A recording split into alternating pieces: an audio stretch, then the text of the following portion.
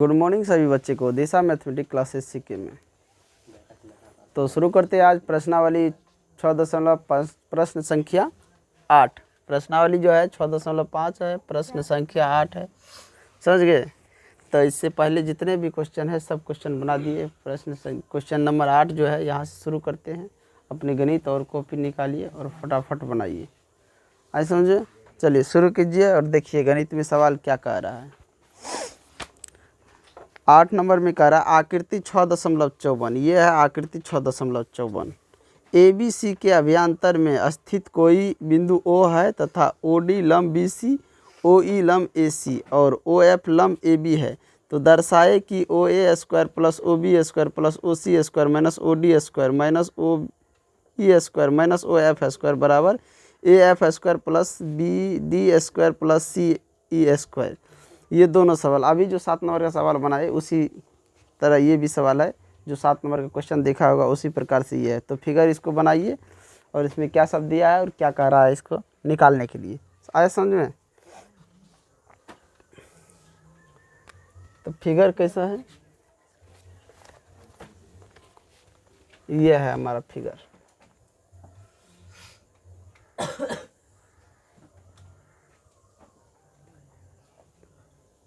A B C ये त्रिभुज है और इसको एक यहाँ से ले लेते हैं। ये भी 90 डिग्री का एंगल बना रहा है, यहाँ भी 90 डिग्री का एंगल बना रहा है और इसको मिला दिया गया है। यहाँ भी 90 डिग्री का एंगल बन रहा है। इसका नाम है F O E D. F O E D. चलिए फिगर बना लिए। अब एक ध्यान रखना, इसमें एक रचना कर दो यहाँ से यहाँ, इसको यहाँ से भी यहाँ मिला दो। समझ गए? एक रचना यहाँ से यहाँ कर दो। ए ओ ए और ओ सी को एक रचना कर लो। ओ ए और ओ सी। समझ गया? जो दिया है पहले लिख लो। दिया है त्रिभुज ए बी सी में ओ डी लंब बी सी। ये देखो दिया है ओ डी लंब बी सी, कॉमा ओ ई लंब ए सी और ओ एफ लंब ए बी। ये जो है ए बी भुजा पर ओ एफ लंब है और बी सी पर ओ डी लंब है और ए सी पर क्या है? ओ ई लंब है कि नहीं? यहाँ पे लिख दो। ये देखो ओ ई जो है ए सी पर लंब है, ओ एफ ए बी पर लंब है, ओ डी किस पे है? बी सी पे लंब है। तो वही लिखा हूँ। तो सिद्ध करना है कि क्या सिद्ध करना? 2 ऑप्शन दिया हुआ देख लो, 1 नंबर और 2 नंबर दोनों दिया है। तो पहले 1 नंबर में सिद्ध कर लेते। क्या कर रहा है? O A square plus O B square plus O C square minus O D square minus O E square बराबर में ओ एफ स्क्वायर। यही है या दूसरा कुछ लिखा है यहाँ पे? माइनस में ओ एफ है, माइनस ओ एफ स्क्वायर बराबर में है A F square plus B D square plus C E square. ये यहाँ पे लिखो रचना। क्या रचना किया है? ओ ए कॉमा ओ बी तथा ओ सी को मिलाए। ओ ए और ओ बी इसको भी मिला दो। अब देखो त्रिभुज की ये कैसे रचना हुआ। यहाँ पे देख लो, फिर से मैं फिगर बना रहा हूँ। ये तुम्हारा फिगर है। यहाँ एक बिंदु ओ है, तो यहाँ से हम इसको मिला दिए, यहाँ से इसको मिला दिए और यहाँ से इसको मिला दिए। समझ गया सबको? क्या किया? तो ये क्या हो गया? एक शीर्ष लंब हो गया कि नहीं? तो देखेगा तो शीर्ष लंब क्या करता है? या ओ पर जो है 90 डिग्री का एंगल बना रहा है। ओ पर क्या कर रहा है? 90 डिग्री का एंगल बना रहा है। यहाँ पे ओ, तो इसका अगर मान के चलो ये ए है, ये बी है, ये सी है, तो ओ, ये ओ हो गया, ये क्या है, ओ है। तो यहाँ ओ सी स्क्वायर, ये ओ बी स्क्वायर बराबर क्या होगा, ये बी सी स्क्वायर बराबर क्या होगा, ओ, ये बी सी स्क्वायर बराबर O B square plus O C square होगा कि नहीं। इधर से भी ले ले, ए सी स्क्वायर बराबर क्या हो जाएगा, ओ ए स्क्वायर, और ये ओ सी स्क्वायर, इसमें भी ले लो, समझ गए। तो इस तरह ये जो हमारा रचना जो है इस प्रकार है। रचना पे पहले ध्यान दो, बाकी चीज़ पे ध्यान नहीं। ये रचना जो हमारा है तो ऐसे ही ओ से हम सी को मिला दिए, ओ से बी को मिला दिए, ओ से ए को मिला दिए। प्रमाण समझ गया ना। ओ ए और ओ बी तथा ओ सी को मिलाए किस प्रकार मिला हुआ है। जो भी रचना करेगा उसको डॉट डॉट में करना, आज समझे। रचना जो होगा वो डॉट डॉट में होगा। त्रिभुज ए ओ एफ में देखो, त्रिभुज ए ओ एफ में ध्यान से देखो, ये ए ओ एफ दिख रहा है, इस त्रिभुज ए ओ एफ, इसमें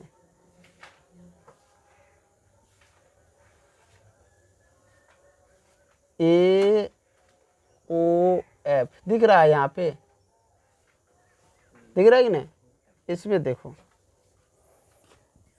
ओ ए स्क्वायर बराबर O F square plus A F square, इसको समीकरण 1 मान लो। कैसे ये हुआ, तो यहाँ पे लिख दो पाइथागोरस प्रमेय से, पाइथागोरस प्रमेय से, आज समझ में। इसी प्रकार इस त्रिभुज में हुआ। अब दूसरा त्रिभुज ले लो, इसमें ले लो, इसमें ले लो, त्रिभुज बी ओ डी में, त्रिभुज बी ओ डी में ओ बी स्क्वायर बराबर O D square plus B D square, इसको समीकरण 2 मान लो, आज समझे।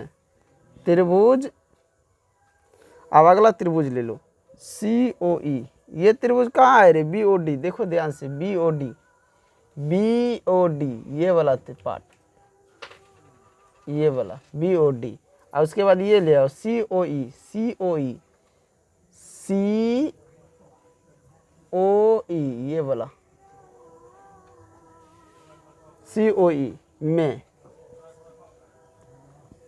ओ सी स्क्वायर बराबर ओ E square plus C E square, इसको मान लो समीकरण 3। और सभी समीकरण जो है पाइथागोरस प्रमेय से बराबर ये हो रहा है, समझ गया। कर्ण स्क्वायर बराबर लंब स्क्वायर जोड़ आधार स्क्वायर। अब यहाँ पे समीकरण 1 और यानी तीनों समीकरण को जोड़ दो। समीकरण 1, 2 तथा 3 को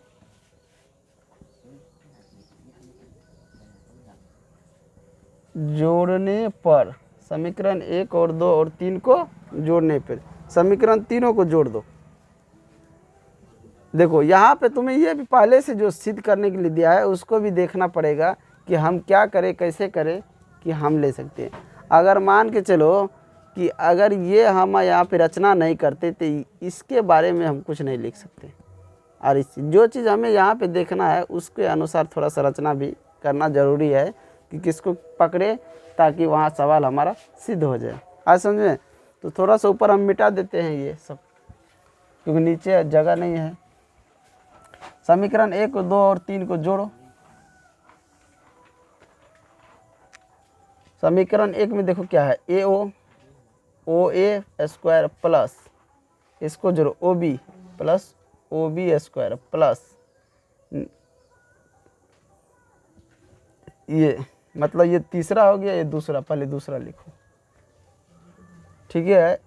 ओ B square plus O C square बराबर, इसमें ले लो O F square plus A F square, और प्लस में इसको लो, प्लस में O D square plus B D square, और प्लस में ले लो इधर ओ ई स्क्वायर प्लस इसको ले लो सी ई स्क्वायर।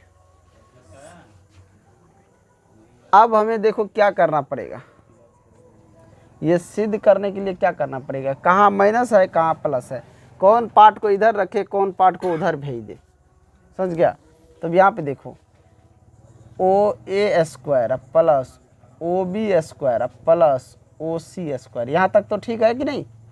अब ये माइनस ओ डी स्क्वायर, तो इसको ले आते हैं इस साइड, तो माइनस ओ डी स्क्वायर, आए समझे। अब फिर क्या करते हैं, इसको भी ले आते हैं ओ सी को, माइनस ओ ई स्क्वायर, ओ ई स्क्वायर। अब फिर माइनस में इसको भी ले आते हैं, इसको भी ओ एफ स्क्वायर। बराबर में क्या बचा, बराबर में ये बच गया, ये बच गया और ये बच गया, तो A F square plus B D square plus C E square, यही बचा ना, यही ना बचा है। ये आप देखो यहाँ पे जो ये साबित करने के लिए कह रहा था, ये यही हम यहाँ पे लिख दिए। अब हमारा ये प्रूव हो गया कि नहीं, यहाँ पे लिख दो, ये पहला नंबर जो है प्रूव्ड, समझ गया। अब चलेंगे दूसरे नंबर पे, थोड़ा सा मिटाते हैं नीचे में, यहाँ पे इसको रचना को भी मिटा देते हैं। तो दूसरा नंबर देखते हैं।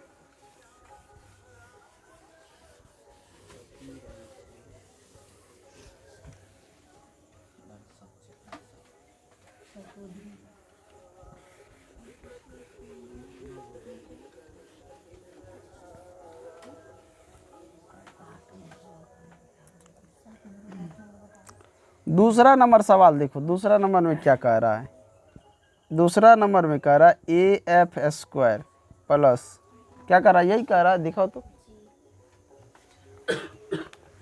दूसरा में क्या कह रहा है, A F square plus B D square plus C E square बराबर A E square plus C D square अब प्लस बी एफ स्क्वायर। दूसरा नंबर भी ये कह रहा है। अब यहाँ पे देखो ए एफ स्क्वायर अब प्लस बी डी स्क्वायर अब प्लस सी ई स्क्वायर बराबर ओ ए स्क्वायर अब minus O C square plus O B square अब minus O F square plus O C square minus O D square. समझ गया। अब ये कैसे लिए हैं, अब यहाँ पे देखो ये हम कैसे लिए हैं, ये जो लिखा हुआ है ये कैसे लिए हैं बताओ, ध्यान से देखो। अब यहाँ पे क्या हो जाएगा, A E square plus B F square अब प्लस सी डी स्क्वायर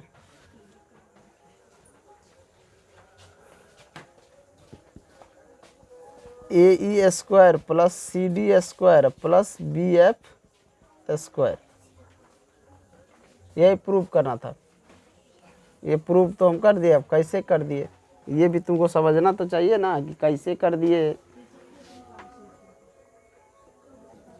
देखो 2 नंबर का जो हम ये जो साबित किए हैं, प्रूव किए हैं, कैसे किए हैं, तो 1 नंबर में देखो, 1 नंबर में यहाँ पे देखो जो साबित किया, जो यानी कि बराबर के उस साइड है, आगे है इधर, जो ये 1 नंबर का प्रूफ जो किया है, तो बराबर की इस साइड ये है ना, तो इसको हम पहले ले लिए पहले, और जो ये है इसको उस साइड ले लिए, ये जो हमारा लिखा है इसको उस साइड ले लिए। समझ गया। अब यहाँ पे देखो ध्यान से कि मान के चलो इसको हम ओ A square O E square, ये इसके बराबर क्या होगा बताओ, ओ A square O E square, तो ओ ए देखो यहाँ पे ये तुम्हारा हो गया ओ ए, ये जो मान के चलो ये हमारा कर्ण है, ओ ए है ना, ओ ए स्क्वायर। अब उसके अब माइनस में क्या है, ओ ई स्क्वायर, माइनस में ओ ई, माइनस में ये ओ ई, तो ये लंबाई निकल रहा है ना, ए ई स्क्वायर निकल रहा है ना। इस फिगर को यहाँ पे देखो, दिख रहा है, ए है, ओ है, ई है। अगर मान के चलो ये लंब है, ये आधार है और ये कर्ण है, तो लंब स्क्वायर यानी कि लंब जब निकालेगा, लंब स्क्वायर बराबर क्या होगा, कर्ण स्क्वायर और माइनस आधार स्क्वायर, होगा कि नहीं होगा, जल्दी बोलो, होगा। लंब स्क्वायर निकालेगा तो क्या होगा, कर्ण स्क्वायर जोड़ आधार स्क्वायर, तो यहाँ वही माइनस आधार स्क्वायर, तो वही यहाँ पे है। तो इन दोनों के बराबर हम ले लिए ए ई, यानी ये लंब हो गया, तो ये क्या हो, उसके ये कर्ण हो गया, ये आधार हो गया, तो कर्ण में से आधार को घटाए तो लंब निकल गया। अब उसी प्रकार इसमें चलो, इसमें देखो, इसमें ओ बी स्क्वायर माइनस, यानी ओ बी क्या है, तुमको कर्ण है, ओ एफ आधार है, तो इसके बराबर भी लंब, तो ओ बी देख लो यहाँ पे, ये तुम्हारा ओ बी जो है ये कर्ण है, और ये ओ एफ तुमको क्या है, आधार है, तो ये लंब निकालना है ना, समझ गया।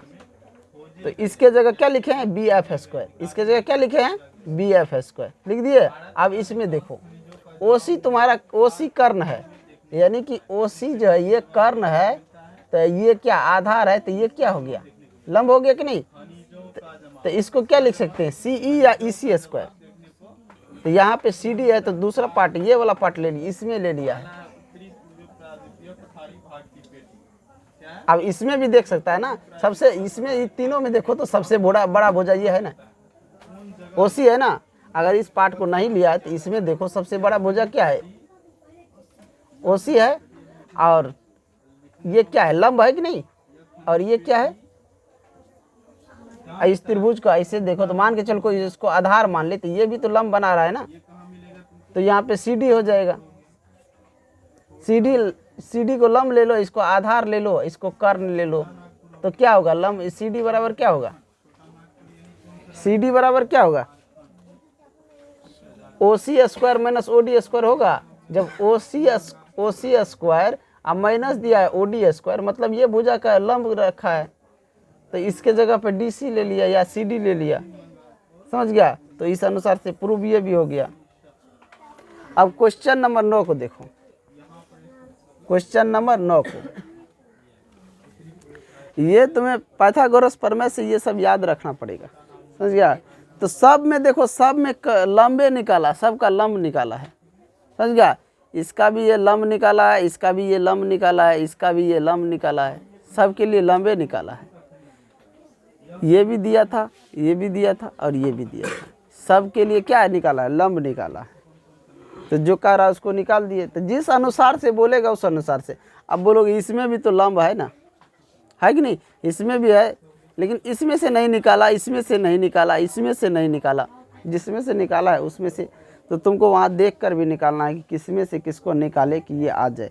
क्या हमको करना है, तुम्हें क्या कहाँ से पकड़ना है, तुम जो ये बराबर के इस सर जो ये लिखे हो ना, इससे ही पकड़ना है यहाँ पे कि किसको हम निकाला है, किन किन को। अगर इन दोनों को एक साथ किया हूँ तो इन दोनों को एक साथ करने का मतलब किस त्रिभुज का लिया है, इन दोनों को एक साथ किया है तो किस त्रिभुज का लिया, इन दोनों को एक साथ किया है तो किस त्रिभुज का लिया है, समझ गया। तो उस अनुसार से देख कर नीचे में लिखना पड़ता है। तो अब 9 नंबर क्वेश्चन देखिए, लिख लिया, मिटा दूँ इसको।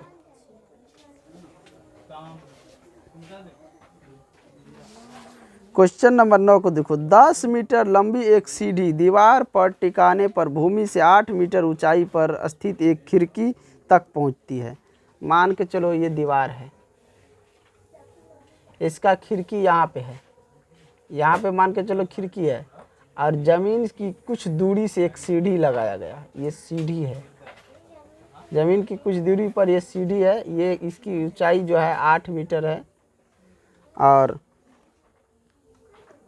10 मीटर लंबी सीढ़ी है, 10 मीटर लंबी सीढ़ी है, समझ गया, 10 मीटर लंबी सीढ़ी है।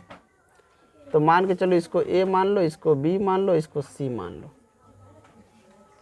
समझ गया। हमें ये निकालना है आगे। फिर क्या है, दीवार के आधार से सीढ़ी निचले सिरे की दूरी ज्ञात करें। दीवार का आधार ये हो गया, आधार ये हुआ ना, और सीढ़ी के निचला सिरा ये हो गया। दीवार का आधार मान लो ये निचला ये हिस्सा हो गया, इसका ये हिस्सा हो गया, सीढ़ी का निचला हिस्सा, इसकी कह रहा दूरी ज्ञात करने के लिए। तो तुम लोग बना लेगा ना, आराम से बना लेगा, क्या दिक्कत है, जल्दी बोलो। तो अब हमें कह रहा है BC निकालने के लिए, BC निकालने के लिए कह रहा था, निकाल नहीं लेगा। रूट के अंदर क्या हो जाएगा, AB ए सी स्क्वायर और माइनस हो जाएगा ए बी स्क्वायर। कैसे ये हो जाएगा? तो पाइथागोरस प्रमेय से नहीं हो जाएगा, जल्दी बोलो।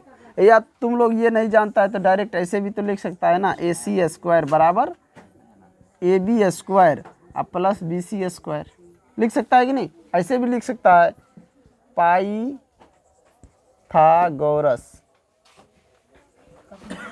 प्रमेय से, पाइथागोरस प्रमेय से ले सकता है कि नहीं? अब तुम लोग बताओ कि मान के चलो इस पे बैठा देगा, इस पे बैठा दे, इस पे बैठाएंगे तो डायरेक्ट बी सी निकल जाएगा, इस पे बैठाएंगे तो थोड़ा घुमा के निकलेगा, दोनों पे निकाल सकता है। इसी पे बैठा दो, बी सी मालूम नहीं है, ए सी तो मालूम है ना, ए सी कितना है 10 का स्क्वायर माइनस ए बी कितना है 8 का स्क्वायर, रूट के अंदर ले लो, बी सी बराबर 10 का स्क्वायर कितना होता है 100 अब माइनस 64। अब बताओ बी सी बराबर रूट के अंदर 36, तो बी सी बराबर कितना निकलेगा 6, तो 6 सेंटीमीटर। ये कितना निकला 6 सेंटीमीटर, कितना निकला ये 6 मीटर। आए समझ में? तो सवाल देखो 9 नंबर कितना आसान था कि हमारा जो दीवार है उसके आधार से सीढ़ी के निचले सीढ़ी जो है उसकी दूरी कितना है, मतलब कितना दूर पे सीढ़ी लगाया गया है ज़मीन पे दीवार से हटकर, तो 6 मीटर दूर हटकर दीवार से सीढ़ी लगाया गया, तो ये खिड़की के पास पहुँचे। तुम लोग नहीं देखता है दीवार सबसे ऊपर जहाँ छत डालता है, मान के चलो खिड़की छत की सटा के लगाता है कि नहीं, वहीं पे अगर खिड़की में कुछ जाली लगाना हो, कुछ पेंट करना हो तो सीढ़ी लगाया गया है। आज समझ में? अब क्वेश्चन नंबर 10 देखो, क्वेश्चन नंबर 10 भी बहुत आसान है। क्वेश्चन नंबर 10 देखो, 18 मीटर ऊंचे एक ऊर्ध्वाधर खंभे के ऊपरी सिरे से एक तार का एक सिरा जुड़ा हुआ है तथा तार का दूसरा सिरा एक खूंट से जुड़ा हुआ है। खंभे के आधार से खूंट को कितनी दूरी पर गाड़ा जाए कि तार तना रहे जबकि तार की लंबाई 24 मीटर है। समझ गया? तो फिगर देख लो, मान के चलो एक फिगर ऐसे है, इसी पे बैठा देते हैं, ये मान के चलो 18 हो गया और इसको ले लेते हैं 24, इसको ले लिए 24, इसी पे हम बैठा दिए, इसको मिटा देते हैं, सबको याद है तो मिटाओ इसको।